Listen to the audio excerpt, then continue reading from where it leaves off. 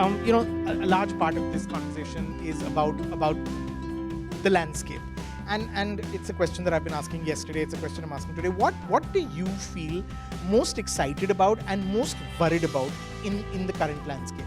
What do you feel most optimistic about, and what worries you in terms of where things are going?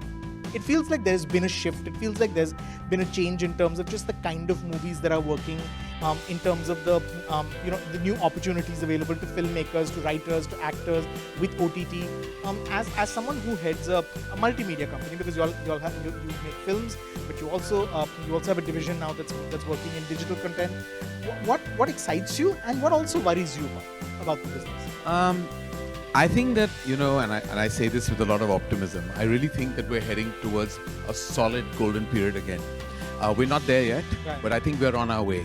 And I think what's fantastic, and I'm saying this with like first-hand information, is that finally there is the empowerment of the writer. I think that there was a long time where I think there was a lot of focus on the superstar, the star, the main lead actors, and then there was the focus on filmmakers, the scale, just the brand of cinema, the genre. But I think the writers never were given an opportunity to exhale. And that's because nobody empowered them. Right. It was always directors writing their own scripts or not empowering writers. With the digital revolution came the empowerment of the writers, because web series predominantly is a writer's medium. Right. The writers were empowered and they came out in solid measure, and they came out with great content. What happens is that everyone thought that cinema would suffer as a Right. result of the Right. digital revolution. Yeah. But I think the opposite happened. I think cinema benefited because the writing got stronger, because the writers got empowered. So finally, what I'm optimistic about and what I'm excited about is that we're in the age of the writer. We're not in the age of the superstar. We're not the age of anything else but the writer. The content of the film is finally the king. And the consumer is the bigger king. Right. So I think when you put your faith into the content and the consumer, then only content and filmmaking and digital and everything else will benefit. Right. So I'm really hopeful that what we're going through right now, I know that there's a lot of talk about what's happening with economic repression, Right. and there is with the economy everyone's talking Yeah. about, but I want to tell you the entertainment business is going to go through the roof. Wow. Because this year has already seen an increase in footfalls. We have a digital revolution kicking in. We have interesting and exciting actors on the foray, writers, directors, younger minds, interesting minds, evolved minds. So I'm definitely feeling in the next 5 to 7 years, we could proudly say that we're heading back to another golden period. It's going to be the Renaissance period of Indian entertainment, and I'm excited about that. Wonderful. The fear is to create something mediocre and substandard. Right. The fear is not of failure, but of actually failing the audience. Right. And that is something that I feel petrified about. And I have failed the audience, not once, several times. And it's not something that I'm not aware of. I am. But I don't want to keep doing that. I want to actually bring about a certain kind of change even within, not only myself, but my company and what we stand for, our ethos, and just basically join the bandwagon of brilliance, if possible. Now you're directing a film. You're going to be starting to shoot your film from early next year. Takht, because you spoke about writers, you're working with writers that you've never worked with before. Never. It's the first time that you're not writing your script yourself. Was that a big call to take? Was that a tough call to take? No, it was the clever call to take. Because I thought that if I wrote a historical, I would give it the same syntax. I would give it the same organicness that my films have had in a certain sense. And I didn't want to do that. I wanted to be an outsider to my material. So it's completely written by Sumit Roy. The story, of course, is history. Right. But the way it's been woven has been entirely craftily and I think really solidly done by Sumit Roy. The screenplay, the story beats, everything. And beautifully dialogued by But what's Hussein that like Heidari. for someone who usually writes his own scripts? Did you feel like you were giving? I mean, was it hard to sort of give that control up? Give that? I think that over the years, I've reached a place where I can be more zen about something like this. 10 years ago, maybe losing that control would have been very daunting for me, would have been very fearful. But this time round, I thought it was the right strategy. I thought it was a clever thing for me to do, is to be an outsider. And sure enough, when I can look at that material, I have a more objective gaze. Right. Because it's not come from me at all. So I have a more objective gaze, and I'm really enjoying directing somebody else's written material. It's actually something that makes me feel very empowered. Yeah. Karan, you are the most powerful producer in this business. How do you pick from, and I would imagine that anyone who wants to make a film, any writer or director or even actor, you're probably the first stop that they come to check whether would you produce this. How do you sift through the material that comes to you and decide that this is right for Dharma, this is not? Actually, it's the opposite. Like, we don't get a lot of great scripts because people think that the good stuff we won't make.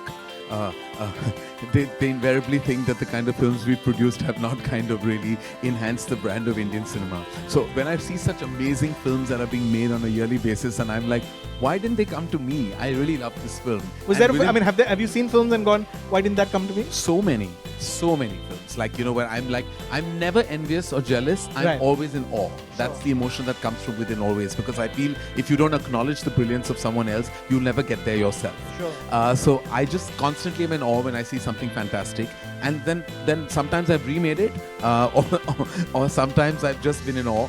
So I mean, some of the great stuff hasn't come my way, but fortunately we now have a division which is headed by Somen Mishra, and you know, he actually has a great rapport and an equation and an awareness of writers, not just Hindi writers but writers in regional languages across the country. Right. He gets in touch with them, the team. He's built a team of many people, young bright minds, that actually engage with writers, and then the scripts are sieved and they go through a vetting process, and then they reach my table, and then I'm also opening my head up and Right. meeting new filmmakers on a weekly basis. I meet new writers, new directors, and I want to put out like interesting content, films that don't necessarily fall into what we think is safe or Right. what we think is mainstream or commercial, pushing the boundaries and probably sometimes even tearing it. Right, but you know, it's true what you said, and I feel like how do you are you watching a lot of stuff? Because one would imagine that if Karan is inclined towards a certain kind of cinema, how do you have to sort of expand one's own tastes. One has to sort of expand, right? I'm Gemini, Rajiv. There are two of me. So you must know that there's one side of me that is the side that probably has been exposed, and then there's the other twisted, dark, edgy, crazy side, and that's what I watch. Like I watch like television from 2 to 4 a.m. every morning. I'm nocturnal. Wow. I watch everything every night. All kinds of cinema, all kinds of digital stuff, all kinds of world cinema stuff, things that you would not imagine. Like, you won't know that I'm a crazy Pedro Almodovar fan. Wow. I love his work. I think he's beautifully twisted. Right. And then as older as he grew, he got a little more safe. Sure. And then I grew older, so I enjoyed that safeness as well. But I just think that I watch all kinds of stuff. Like, every time I make suggestions to Somen and the team, they're like, we didn't know you had this crazy side. And I'm like, I do. I just have played it safe up to a point, because I was also playing the game. You know, I was playing the game of commerce in a zone of art. And now I want to kind of not play so much commerce, and I want to now probably play a lot more art. Right. You know, recently y'all announced the deal with Netflix, where Dharmatic, the company that you've launched, which is the digital arm of your company, will create content exclusively, will create shows exclusively for Netflix. What are the kind of shows? What do you find yourself inclined towards? Is it going to be largely your tastes? Is there going to be a mixture of? Well, definitely, because I would lead, you know, the mainly not lead, I would say. I would kind of be the guidance of, you know, what's happening, because Somen and his team are doing that. Anisha's doing non-fiction. Right. We have Anisha Beg, who's doing non-fiction. Somen does fiction. We have an exclusive deal with Netflix. We're very excited because the content that we're trying to provide is, of course, an extension of ourselves. Right. So there will be stuff that will be an extension of what you may know as Brand Dharma Productions to be. Correct. But within that, we're kind of spinning it off. We're twisting it up. Right. So if you think that you've seen this, Right. you know, but when you see it finally in its digital format, you will feel like, okay, that we've kind of spun it on its head. You know, so I think we're enjoying this playing with ourselves. That sounded all wrong, but in terms of, like, you know what I meant, like playing with the way we think. You know, the banner has been one that your father actually launched. It's something that you inherited, Dharma Productions. What do you hope that Dharma will stand for? I asked this question to Ritesh yesterday. They formed Excel with Dil Chahta Hai 18 years ago. Yours is a longer, you know, it's a banner that's been around longer. What do you hope that Dharma will stand to represent? Because for a while in the middle, it felt like Dharma meant the masala family movie or the and the company that makes rom-coms. You've clearly sort of, you know, you're toying with that. You're changing that around. Eventually, what would you want the company to represent? I don't know, because I think if you stand for if Right. the fact that you survive, Dharma's going to complete 40 years next year. On the 8th of October, 2020, it'll be 40 years of Dharma Productions. And I think the fact that you're standing and you exist. I don't know what you're standing for. The fact that you're standing is a big deal. Right. So I don't want to say that we stand for excellence, we stand for quality. Correct. But no, yeah, we're standing still. I mean, we still exist. That's a big deal in this day and age. So I don't want to kind of put the pressure on what we should stand for. The fact that we're standing is good enough. So if you ask me this question 20 years later, Rajiv, I'll just be proud that we still exist. Sure. I think that you recently announced Dostana 2, the film that you will produce, and you announced a new actor who's a television actor or a new actor. He's not from the film industry. You knew what I was getting at, and this room is full. This room is full of actors and actors who want to be young people who want to be actors. How hard do you find that you have to kind of beat that perception that you're only interested in launching? I mean, I've stopped actually fighting, right? Because when you can't beat them, you've got to join them. So yeah, you got to say this is your opinion, and you think that I'm apparently a flag bearer of nepotism, which I'm not. I am just an individual doing my job. Right. There are equal amount of filmmakers, over 21 of them that Dharma Productions has introduced. Doesn't that count for talent? Doesn't that count for kind of having faith in people who are not from within the movies? I mean, we've all fought our own battles. Right. Whether even the actors that you think are from nepotistic backgrounds, they've all had their struggles and fought their battles. Maybe they had a better first time opportunity, but then they've gone through perhaps turbulence after that, combated it. So I mean, I think that for no rhyme or reason, this word has been exploded and has been imploded on us for absolutely the wrong reasons. And I really believe that I don't want to justify it anymore, because I feel petty justifying my hard work and my solid sincerity for the past 20 years. I don't feel I need to. I just feel I'm going to say, so when we introduced Laksh, it was not like we made a big deal that he's not from the movies. No, he's a talented, hard-working, solid, sincere artist. He's done some work on television, and now this is his first celluloid opportunity, and that's all that we want to actually put out. And there'll be more where that came and from. There are always more. There are always more. There are so many actors and directors and technicians and editors and cinematographers. We cannot brand talent as just actors. Right. Are you trying to say directors are not talented? Are you trying to say cinematographers are not talented, or editors are not, or other technicians are not? Everyone's talented. So many of them are not from the film movies. So who's making lists?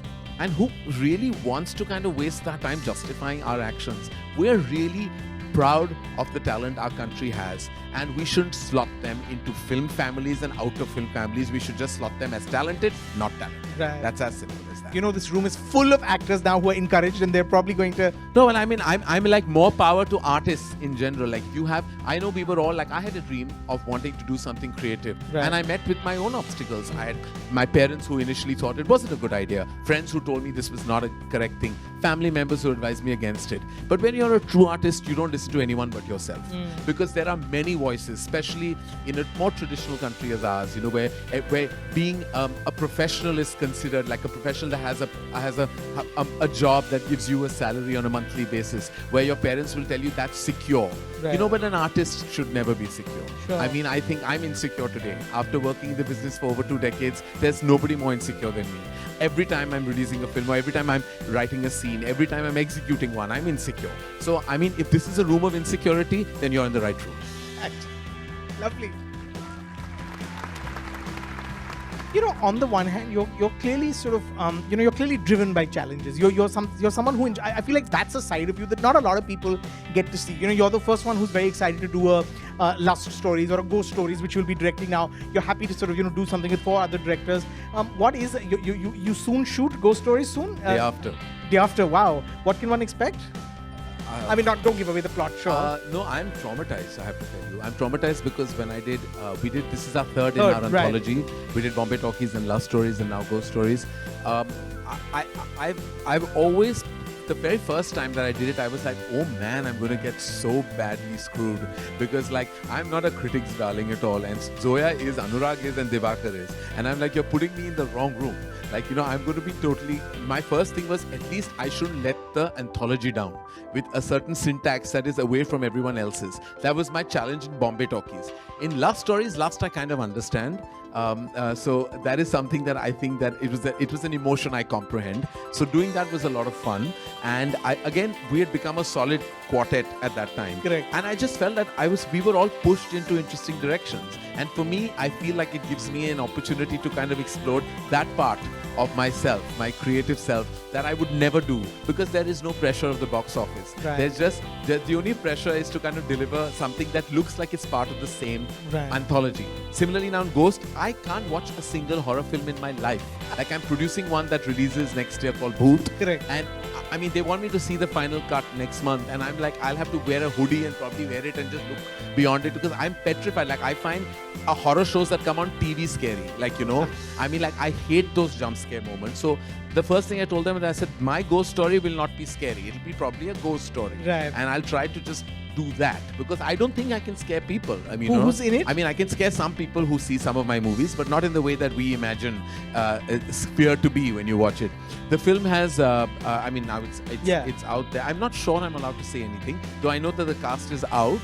You can say it and I'll nod like and pretend that. Siddhant, isn't it? Who? Siddhant? No, Siddhant is not in. Oh, okay. Because we have very diligent rules by Netflix that we're not That you're allowed not to allowed to speak say. till it's Guys, out. have you read? Who's in it? Oh yes, Avinash Tiwari is in it. You're not even supposed to like sort of nod or. No, I'm supposed to probably just take off my glass and agree, perhaps, but I am not doing that. Okay. What's that experience been like? Who's written that? What's that been like? That's been written by, again, somebody, very interestingly, can I tell you, it's been written by a writer called Avinash Sampath. Okay. And can you believe I have never met him or spoken to him? Till now. Till now. He lives in Amsterdam. He writes from there. I was going crazy because I wasn't being able to find a shot. I had a deadline. I had to deliver the film on the 31st of October, which is this October, next month, end of next month. And I hadn't written it. I hadn't thought of it. I hadn't prepped it. I was going crazy. So finally, I put everyone on the job, and Somain finally called a writer's agency. They sent me a host of scripts. Many people sent me. I read about 50 ghost stories. I mean, to the point like I was really finding it very tough to sleep in my own room because I was reading so many ghost stories. And finally, I read this story that kind of resonated with me. And it was just written by Avinash Sampath. And I plan to call him the day I shoot that, listen, I'm shooting your story. And I mean, I hope I don't mess it up. Because I don't know him. I've never met him. I've just read it. And then, of course, I've tried to interpret it in my directorial way. What's the challenge in making something that's just 20 minutes long versus a full-length feature? Now, and this will be the third time you're doing it. You know, I think there's a syntax a short film has, and I don't think I've cracked that. Every time I actually direct a short, I actually still treat it with a beginning, middle, and an end. I'm not being able to crack the narrative of a 20-25 minute narrative that doesn't have to peak and then flatline and then peak again and then end. I'm not sure I know that. I know that there must be some structure to it. I'm not sure I'm the right person to tell you what that is, because I find it very tough to engulf anything. Like, you know, brevity has not been my strength ever. You know, your first film, your debut film, Kuch Kuch Hota Hai, completed 20 years recently. I want to ask you if you feel like you've changed considerably as a director. I think that everyone else has an opinion on filmmakers, but I'm curious, as a filmmaker, do you feel like you've changed a lot? When you look at that film, do you feel like you're a very different person today, you're a very different filmmaker today? I mean, completely. Just today in the morning, I was seeing an interview I did with Mr. Yash Choprad's birthday today, guys, by the way. And he is, he's fathered not only Indian cinema, but me as well. And I was seeing an interview I did with him, I think nearly 20 years ago. I was watching myself and I was like, I don't know that guy. Like he was innocent. He was so sincere, with such a pure and clean heart, and he wasn't clouded and cluttered by what people say, by what the fraternity says, what social media says now. You know, he was just another person, and I'm not that person at all. I mean, I'm second guessing myself. I'm no longer about my instinct. I'm also cluttered by opinions that are driven to me by the media and the social media zone. I'm also always putting logic to detail as opposed to soul to detail. And I'm no longer living my life of cinema with abandon. I'm living it with too much thought. That is no longer that freedom of just that freedom and sincerity and earnestness is completely lost, I think. And I wish I could be that person again, because I think I would create something as magical as I did, I mean, that I perceived to have done with my debut film. That innocence is lost. There is a loss of innocence, and there's nothing you can do. Life sometimes takes over and kills your core innocence.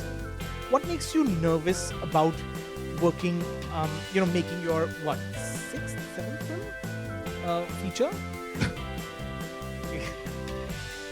I suppose if we count all the is there a what I mean is when you're someone who's made several films, who's made several successful films, there is an expectation, there is a responsibility, there's a pressure. Is there a part of you, because I speak to actors and they constantly talk about how they're nervous before they start a new project. The first few days are nervous. Will I be able to find the character? Will I be able to become this character? Do directors have the same insecurity before starting a new film?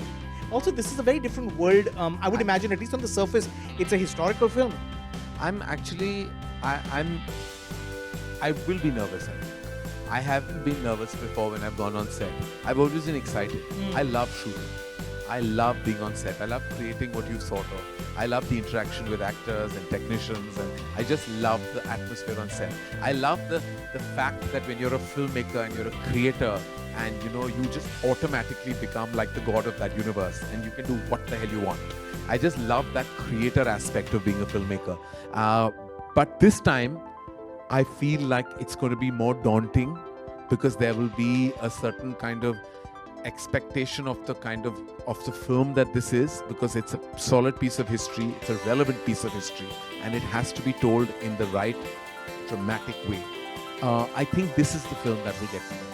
I've not been nervous in the other experiences because they've always been about people I know. Right. I don't know these people. So to get into the heads of Shah Jahan and Dara Shikoh and Aurangzeb, I've had to do a lot of reading, researching, soul searching, just to understand their minds, about their ambitions, their failings, their highs and lows in the 16th century. It's not something that I can comprehend very easily. And if you read anything about Dara Shikoh and Aurangzeb, when I say that they were relevant to history, they're relevant even today. Their ethos is relevant even today. And when you see the film, you'll probably know what I'm talking about. Right. So that is an expectation. What a cast. I mean, what a cast. Ranveer Singh, Vicky Kaushal, Alia, Janhvi Kapoor, Kareena Kapoor, Bhumi Pednekar, Anil Kapoor. And there'll probably be some more added by the time the film is finished, right? Does that ever intimidate you, just running a big set? Are there moments when they'll all be on set together, on scene? I'm more nervous about the characters, not the actors. Right. I'm just nervous about portraying the characters right. The actors are all great. They're friends. Some of them I've known for years, some I've worked with before, some I'm supremely excited to work with for the first time. I'm not worried about them because they're equally invested as I am in the film. My fear is what I need to do with them. Right. It's the onus is eventually. I always believe that no matter what anyone says, eventually a film goes wrong, you have to blame the director and no one else. Right. Because he or she helmed the film. They controlled the film. They ruled the universe of that film. You cannot blame anybody else. You have, Ranveer and Vicky play the two leads, and it's interesting because they both are very different kinds of actors, and they're both very different. Is that something you're excited? Do they excite you? Vicky's an understated actor. Ranveer is someone who projects. Well, I have technically directed Vicky. Vicky, you have, and yes. I've never directed Ranveer. Right. I'm just excited to see those energies explode. Okay, before I'm going to open it out to the audience in 1 minute, but I just want to ask you, what makes you, you wear many hats, Karan. You're producer, director, writer, of course, you're filmmaker, but you're also talk show host. You're ambassador to brands. Is there anything that you don't do? What hat do you feel you wear best? Is your identity? Do you see yourself primarily as a filmmaker? I see myself. Because in a year, that's probably the part that you do the least in terms of actually directing films. Well, because a filmmaker doesn't spend. Here's the irony that I see myself predominantly and primarily as a filmmaker. I'm not sure everybody sees me like that. I would like people to just believe that I'm a filmmaker and nothing. Everything else is an extension of that job I have. Sure. And everything else sometimes is a hobby. Like Right. when I host a talk show, it's what I do for fun, and it pays really well. So that's a good thing, right?